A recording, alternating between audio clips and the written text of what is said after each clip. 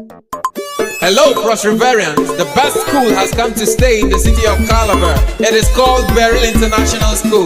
Take advantage of this opportunity now. Tell me the best school, Beryl is the best.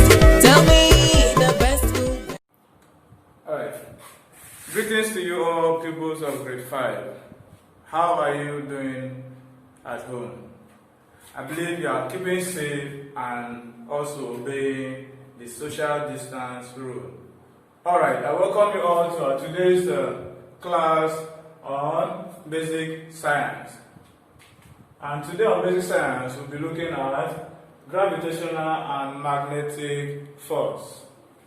Gravitational and magnetic force. Gravitational and magnetic force. Alright, before now, remember in our last class we talked about what? Force. And on force, we were able to learn that force is a push or pull upon an object. The force is a push or pull upon an object, which we say that force helps an object to either move or to stop. And we demonstrated by using our duster on the board. I will say that if a certain force is applied to this object to move to a particular position on a particular direction like this, a certain force is applied to it. And that same force is applied to this object to move it to another position following a certain direction. And remember that this object can be moved to different positions as the case may be, depending on how the force is applied to it. And if this force is being meant to stop, a certain force is applied to this object to make it stop. Alright, now that was how we were able to learn about force. And remember we made mention of 4 examples of force. Four examples of force. We made mention of the gravitational force, magnetic force, the electrical force, and also the frictional force.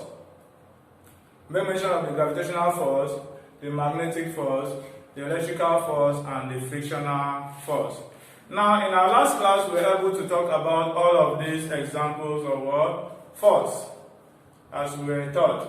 Alright, now looking at those 4 types of force as we have mentioned from our last class, this is the reason why we are looking at the 2 of them, which is the gravitational force and magnetic force.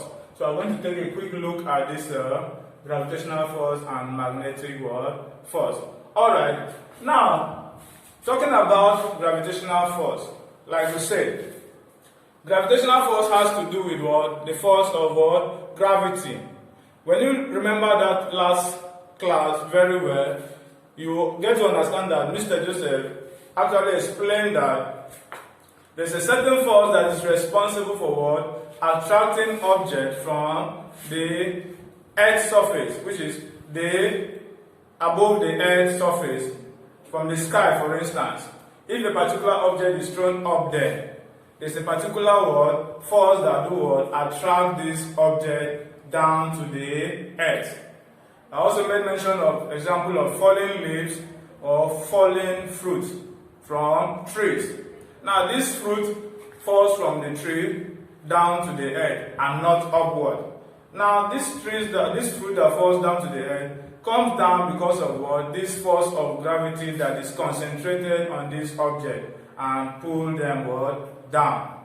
And this is as a result of the force of gravity that is exerted on this object. So that is why gravitational force is the force that attract object to the earth. Gravitational force is the force that attract object to the earth. Now the attraction due to gravitational force is what we call gravity. This attraction due to gravitational force is what we call gravity. Now this gravity is a force that attract this object, like we mentioned, For example, we mentioned what the coconut tree. Now, this coconut fruit on the tree sometimes fall from the tree top as a result of either wind or rain. Now, this coconut fruit falls down to the earth, and the force of gravity is concentrated on that object as it falls to the ground. Now, this object or the force of gravity can be different depending on the weight gathered by this object. So that is why when this object falls to the ground, we feel as if the whole of its weight was concentrated on the particular position. Now, the gravitational force makes object to do what? Fall back to the ground when thrown up. I've explained that. So that is why the force of gravity pulls down every particle of an object, such that when the object falls, it falls as if its whole weight were gathered together at one point. These are all of the things I've been able to discuss with you, if you can remember. So this force has actually helped our object not to remain upward or remain up there when they are being thrown up, but to do what? To be dragged or pulled down to the earth's surface. So that is why we talk about what? The gravitational force. Alright, now quickly we'll look at what? The magnetic force. The magnetic force. Now, magnetic force is responsible for attracting metals or metallic objects. Magnetic force is responsible for attracting metal and metallic object. Now, object like we have pins, object like pins, nails, clips, and also we have copper. All of these objects can be attracted to do what? To magnet, to a particular magnet. Now, what is responsible for attracting this object to come together, to magnet together, is what we call magnetism. Now, this magnetism is responsible for what? For picking or attracting these pins, copper, nails to do what? To come together in order to magnet. Now, in the magnet itself, we have the two types of magnet, which we have the natural magnet and the artificial magnet. Now, in the natural magnet has to do with the magnet that is naturally made. That means it's not made by man. And one example of this natural magnet is the lodestone. Now, the lodestone is a natural magnet that we use commonly to treat anti-poison. For example, if you have a bite or you are being bitten by a snake or scorpion, this stone is being used to do what? To paste on that particular spot where you have the bite. After a certain cut on the flesh, the stone is being put there in order to do what? To extract the poison from your blood system. Alright, now that is the natural magnet. Now, the ability for that stone to do what? To remove that anti-poison from you is what makes it magnetic. What makes it magnetic? Because it's able to do what? To contract this poison out of your body. Now we have the artificial magnet. The artificial magnet is known as artificial because it is man-made magnet. It is man-made magnet. This magnet is being produced by man in different shapes or form. And this magnet has the two poles, which is the north pole and the south poles. The unlike side of the poles attract to each other, while the like poles do not attract each other. Alright, so let me have it on the board here.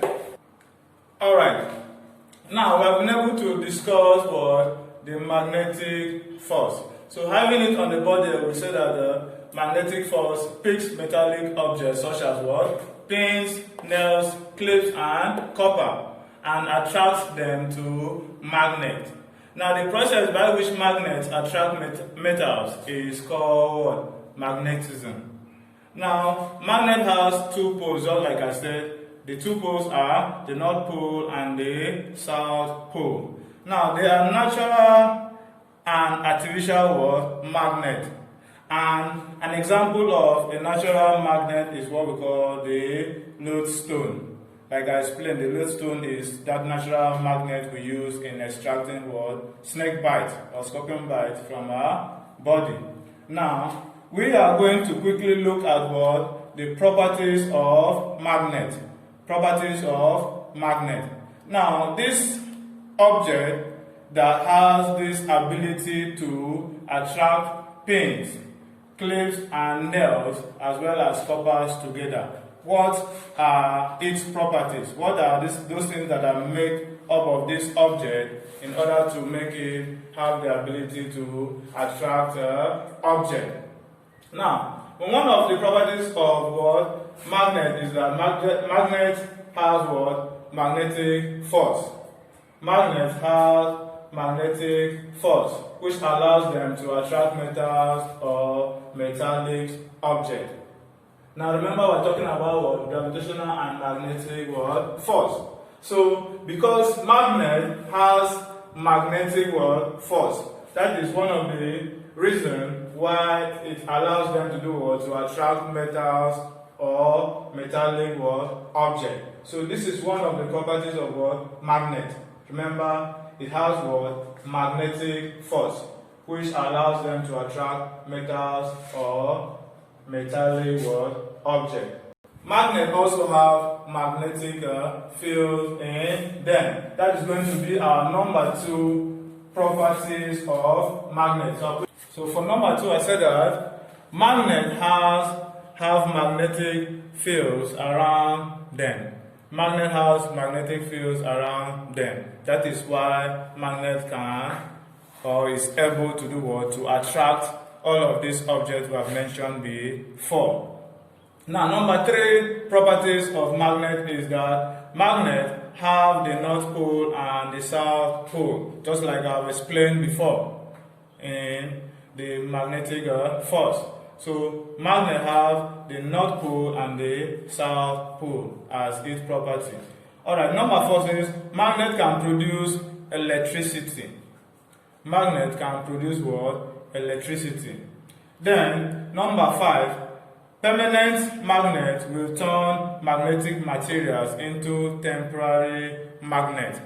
Now, in regards to this, when a certain object or metallic object is constantly in touch with the permanent magnet, now when you separate that metallic object from that permanent magnet, you will notice that this object will have the ability to temporarily attract other objects to it.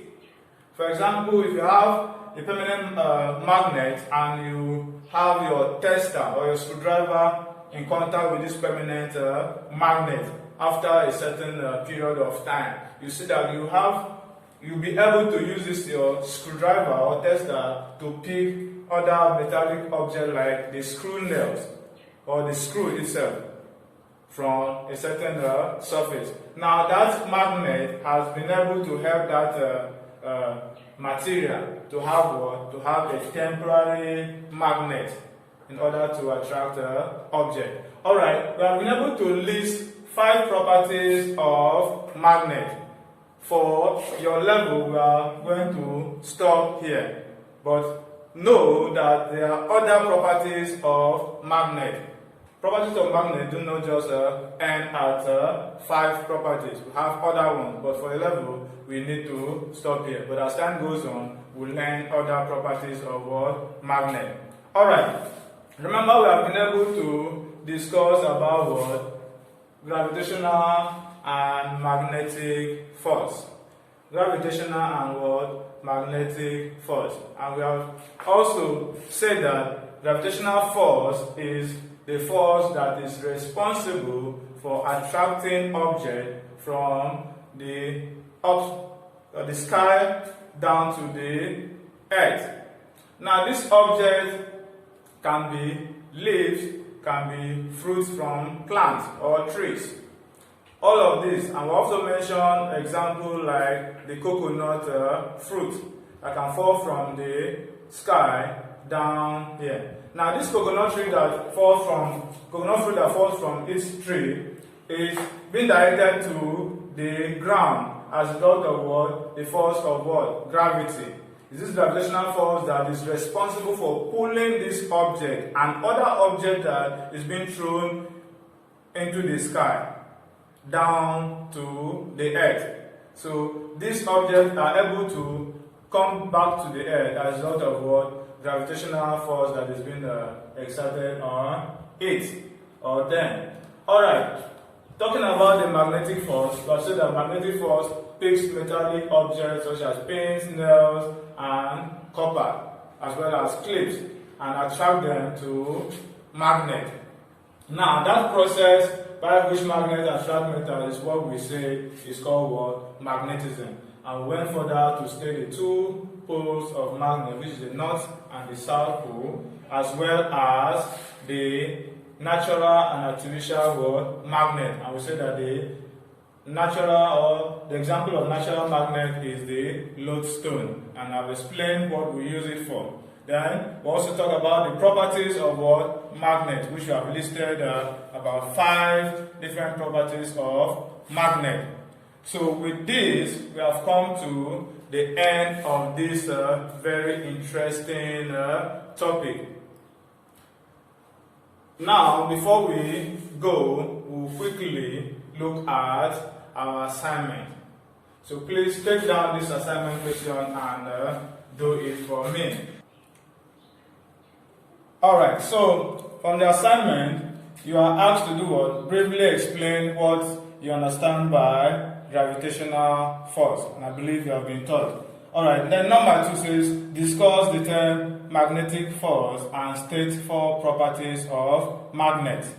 Discuss the term magnetic force and state 4 properties of magnet. Alright, with this assignment, we have successfully come to the end of today's class. Thank you all for following up in this class. I'm very happy to have you. Remember, I remain your host teacher, Mr. Oga Joseph. Please do take care of yourself and do your best to study. Thank you for having me.